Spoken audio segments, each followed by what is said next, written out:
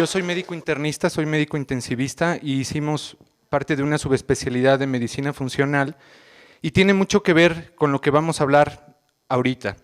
Antes de entrar al tema un poco más a fondo, quiero generar una pregunta para que ustedes a través de esa pregunta empecemos a entender lo que es simbiosis y disbiosis.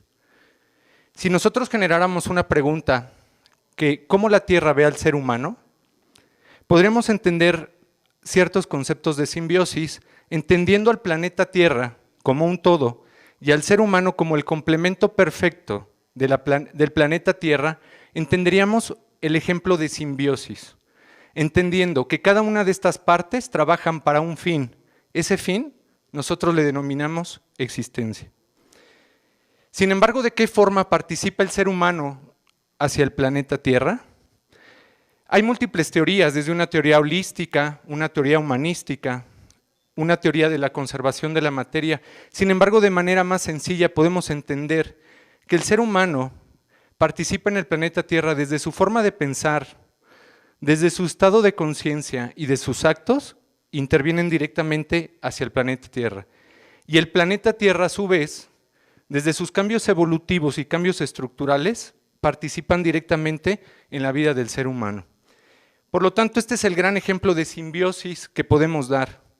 Por lo tanto, ¿por qué nos cuesta tanto trabajo entender la simbiosis que puede existir entre el ser humano y las bacterias?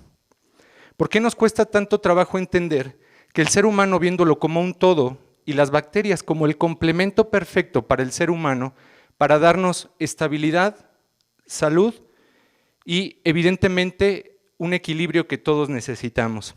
Esta pregunta la hago y va en función a ciertos conceptos que a través de la historia nos han costado trabajo definir. Entendiendo el cuerpo humano o el ser humano como un universo en donde cohabitan diferentes tipos de bacterias, levaduras, hongos y virus, y que estas, en cada una de estas zonas de nuestro cuerpo, nos van a generar un equilibrio y nos van a generar un estado de salud adecuado. Por muchos años y por mucho tiempo se pensaba que las bacterias, hongos y virus podían estar en contra de nosotros. Incluso se desarrollaron diferentes tipos de fármacos y obviamente el advenimiento de la antibioticoterapia pensando en estos conceptos que se habían determinado. Incluso uno de los conceptos que siempre se acuñó eran los conceptos epigenéticos que en algún momento dado fueron creados y fueron generados a través del tiempo. ¿Cuál era este concepto epigenético? Que a través de nuestros padres íbamos a heredar unos genes que iban a favorecer, iban a codificar para una enfermedad. Hasta hoy en día, genéticamente eso es cierto. Nos heredan algunos genes que van a codificar para una enfermedad. Sin embargo, lo que también hoy es cierto es que está más que demostrado que la participación de las bacterias con la recombinación del material genético del ser humano van a hacer que se exprese o no se exprese una enfermedad, que nos protejamos o no nos protejamos de una enfermedad. Esta recombinación genética que tenemos entre bacterias y nuestras células generan y condicionan que nosotros podamos manifestar o no una enfermedad. Sin embargo, esto no es nuevo. Desde el siglo III, Hipócrates, siendo el padre de la medicina, ya hablaba de algunos conceptos muy básicos y de frases que quedan a través de la historia. Entre una de las frases decía, toda enfermedad comienza en el intestino. Y también hacía referencia de conceptos básicos que decían que tus medicamentos sean tus propios alimentos. Increíblemente, desde el siglo III, Hipócrates ya lo empezaba a referir. Y no solamente Hipócrates, tenemos a Platón, siendo él filósofo, él hablaba de la relación del intestino con nuestras emociones. Y él refería que el intestino es la fuente de todas tus emociones. Increíblemente, siendo filósofo, él observaba que la mayor parte de las manifestaciones y de los trastornos emocionales que él veía estaban relacionados con el intestino. Y Sócrates también hacía referencia de que la relación de salud y enfermedad empezaba en el intestino. Estas son frases de la historia y que podemos decir están ahí y se quedan simplemente como conceptos. Pero la realidad es otra. En 1921, un histólogo austríaco muy importante, Alfred Pissinger, habla por primera vez del sistema básico de Pissinger. Pissinger hablaba del intersticio celular. Si mal no recordamos, el intersticio celular es lo que rodea la célula. Antes de Pissinger, ese intersticio celular se consideraba simplemente como una parte estructural de la célula. Se consideraba como un espacio vacío, que no tenía ninguna influencia. Pissinger, por primera vez, habla del intersticio celular y de la acidez y de la alcalinidad que presenta el intersticio, y que puede condicionar que ante haber acidez en el intersticio celular, iba a haber alteraciones a nivel celular que iban a condicionar enfermedad y daño a diferentes órganos. Esto lo hace un histólogo, no tiene nada que ver con un médico, es un histólogo que lo empieza a ver. Sin embargo, en 1931 ya Otto Warburg retoma todos los trabajos de Pissinger y vuelve a marcar esta acidez y alcalinidad relacionadas a algunas enfermedades. Entre ellas, ya empieza a hablar de cáncer. Y él habla de que en el intersticio celular, cuando hay gran cantidad de acidez, empieza a haber hipoxia. Y esta hipoxia empiezan a incrementar los radicales libres a nivel extracelular e intracelular, generando inflamación, daño y se empieza a relacionar con algunas enfermedades. 1931, Premio Nobel de Medicina, hablando de acidez y de alcalinidad. La pregunta que yo les hago, ¿por qué habiendo esas evidencias y habiendo grandes fuentes científicas, se siguen desacreditando muchos de estos términos en la actualidad y mucho en el ambiente médico? Términos como disbiosis o término como acidez y alcalinidad. Y digo desacreditando porque en la actualidad parece ser que hablar de disbiosis es como, pues está en una fase de experimentación, estamos viendo qué tanto se llega a involucrar en algunas enfermedades. Ahorita lo vamos a ver, ¿no es cierto?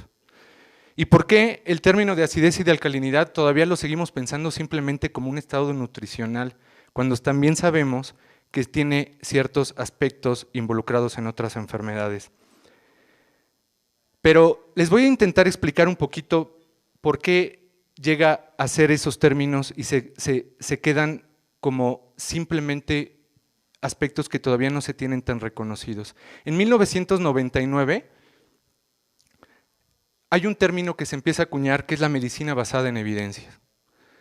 Y medicina basada en evidencia era a través de los protocolos y los estudios que se vayan a realizar, con muestras muy grandes, aleatorizadas, con significancia clínica, nos van a determinar la presencia o no de alguna enfermedad o la participación de un fármaco. Sin embargo, hoy nos damos cuenta que esto realmente fue una estrategia de las grandes industrias farmacéuticas para poder intervenir y para poder ellos justificar que sus muestras y sus estudios son tan grandes para poder justificar sus fármacos y sus tratamientos terapéuticos. Por lo tanto, se empiezan a desacreditar todo lo que se está haciendo alrededor o en torno de algunos médicos o de algunos eventos que por más evidencia que nosotros veamos, se sigue desacreditando un tanto. Sin embargo, ya en disbiosis tampoco esto es cierto. La realidad es que ya tenemos instituciones a nivel mundial, como la de God Microbiotic and for Health, que hacen estudios estandarizados, aleatorizados, estudios de casos y controles con muestras grandes, que empiezan a ver esa influencia de la microbiota en diferentes enfermedades. Y no solamente enfermedades de trastornos disfuncionales digestivos, que tal vez ahorita es lo que más se habla en estas pláticas, sino se asocia con enfermedades alérgicas, lo están asociando con enfermedades autoinmunes como lupus, artritis, Sjögren y otras enfermedades asociadas y vinculadas con disbiosis. Y hay estudios también aleatorizados a nivel mundial, en donde agarran muestras tanto de africanos, asiáticos, latinos, en los cuales se empiezan a observar los cambios por razas y por tendencias desde la alimentación y desde sus factores condicionantes en el estudio de la microbiota intestinal y de la microbiota humana. Porque aquí hablamos mucho de la intestinal, pero hablamos de una microbiota respiratoria, una microbiota urinaria, una microbiota en piel, en todos los tejidos realmente hay microbiota. Hay estudios observacionales estandarizados con el uso de antibióticos. Vean este ejemplo que se muestra aquí. En Estados Unidos, la prescripción de antibióticos cada vez es mayor y sabemos que los antibióticos participan de manera directa en la microbiota generando disbiosis. Por lo tanto, esta incidencia va relacionada con el número de obesidad y con el número de alergias en los Estados Unidos. ¿Qué quiere decir? Entre más antibióticos prescribimos, más pacientes obesos y alérgicos vamos a llegar a tener. Si esta evidencia no fuera poca, estamos hablando de algunos autores como Baker, como Larry y Gordon, que hablan ya de algunos principios de las alteraciones en la microbiota, que ellos empezaron a hacer estudios relacionados en animales, en pacientes con obesidad y trastornos metabólicos. En la actualidad, todos los estudios ya se están relacionando también en el humano con las alteraciones en la microbiota asociados a obesidad y algunas alteraciones metabólicas. Y hay los trabajos de Desbonet y de Diaz-Hayes que también relacionan la microbiota con los trastornos emocionales y con los trastornos a nivel del sistema nervioso central. En enfermedades como autismo, trastornos de déficit de atención, en trastornos como depresión, ataques de pánico y ansiedad. Esto lo decía Platón, ¿no? Lo decía Hipócrates, lo decían los trastornos. Y vean ustedes hasta en qué momento los estamos haciendo, y es la evidencia científica de lo que ya estamos presentando y la forma distinta de hacer medicina. ¿Qué afecta a la microbiota de manera sencilla para ustedes, para los pacientes? ¿Qué afecta a la microbiota no solamente intestinal, sino del cuerpo? Obviamente el uso de antibióticos, como lo habíamos comentado. Hay múltiples estudios que entre el uso de los antibióticos afecta a la microbiota. Increíblemente, seguimos prescribiendo de manera indiscriminada el uso de antibióticos. El uso de hormonas sintéticas es otro de los factores condicionantes. Desde estrógenos, andrógenos, estrógenos, anticonceptivos orales o tratamientos para menopausia condicionan esos aspectos. Elevación del cortisol. Pero el cortisol sabemos que es una hormona contrarreguladora, que se eleva ¿en qué momentos? Cuando hay estrés y ayunos prolongados. Son factores que están contribuyendo también a alteraciones en la microbiota y que pueden condicionar disbiosis. Y la alimentación rica en lácteos, azúcares y harinas. Evidentemente, estos son los 4 factores que yo quiero que hoy se vayan con ese concepto. Son los factores que intervienen en las alteraciones en la microbiota. Sin embargo, la pregunta es, ¿por qué seguir haciendo la misma medicina del siglo pasado? ¿Por qué seguir sabiendo que la prescripción del uso indiscriminado de antibióticos nos genera disbiosis? Hay estudios que en pacientes pediátricos menores de 1 año ya tienen la prescripción de 2 antibióticos de amplio espectro. O sea, no tienen ni 1 año y ya hay estudios relacionados de que ya tienen la prescripción de 2 antimicrobianos de amplio espectro. ¿Por qué seguir haciendo la misma medicina del uso injustificado de hormonas sintéticas? Hay estudios que en mujeres en edad reproductiva todavía no cumplen ni 20 años y ya tienen más de 18 meses con anticonceptivos orales. Lo dejo en el tintero nada más. Y tal vez sí hablar de evitar abortos y evitar embarazos no deseados, pero no estamos viendo lo que está implicando y esta relación que estamos llegando a tener, el tipo de medicina que nosotros estamos haciendo. El uso indebido de corticoides sistémicos. Los corticoides sistémicos que no solamente van en los antihistamínicos, los damos ya hasta para cualquier tipo de alergia, incluso lo vemos para el tratamiento de dolor. Incluso el médico mismo, cuando ya no sabe ni qué dar, da corticoides. Dice, pues para algo debe de servir, ¿no? Vamos a dar corticoides, sin saber el daño que estamos generando en nuestros pacientes. Y lo estamos viendo y lo seguimos haciendo. Y evidentemente, ¿por qué aprobamos la alimentación rica en lácteos, azúcares y harinas? Que este es uno de los temas que no me voy a detener mucho porque se ha hablado constantemente. Sin embargo, para contestar tal vez por qué estamos haciendo este tipo de medicina, quiero hacer algunas reflexiones. Fíjense ustedes la pirámide nutricional, que es una pirámide nutricional que desde el siglo pasado tus abuelos, tus bisabuelos, tus tarabuelos siguen teniendo. Y es una pirámide nutricional que habla que el 50-55% se debe de fomentar en pan, harinas, gluten, trigo, centeno, y que sea tu 50-55% de la dieta, y el otro 15-20% lácteos. Nuestra pirámide nutricional de la Organización Mundial de la Salud, sabiendo que es una dieta que va a favorecer a la larga trastorno como disbiosis y a la larga síndrome de intestino permeable, que más adelante vamos a detallar algunos puntos de intestino permeable. Pero tal vez la pregunta será, ¿por qué? Primero, una de las explicaciones son, el Producto Interno Bruto de la mayor parte de los países subdesarrollados vienen siendo el 30% derivados de su venta de productos lácteos y el otro 40% de la venta de productos como trigo, cereales, maíz, centeno, cebada. ¿Ustedes saben lo que sucedería a nivel de la economía a nivel mundial si esta pirámide nutricional la cambiáramos?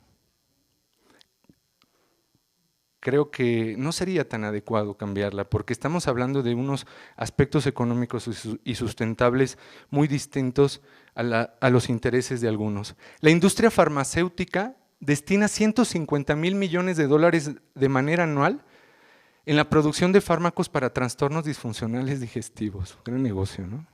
Omeprazol, ranitidina, Libertrim.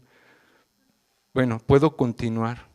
Y para enfermedades metabólicas y enfermedades alérgicas, la utilización de esto. Se calcula por cada dólar que interviene la industria farmacéutica, tienen hasta un 140% de beneficios y de resultados y de ganancias a través de esto.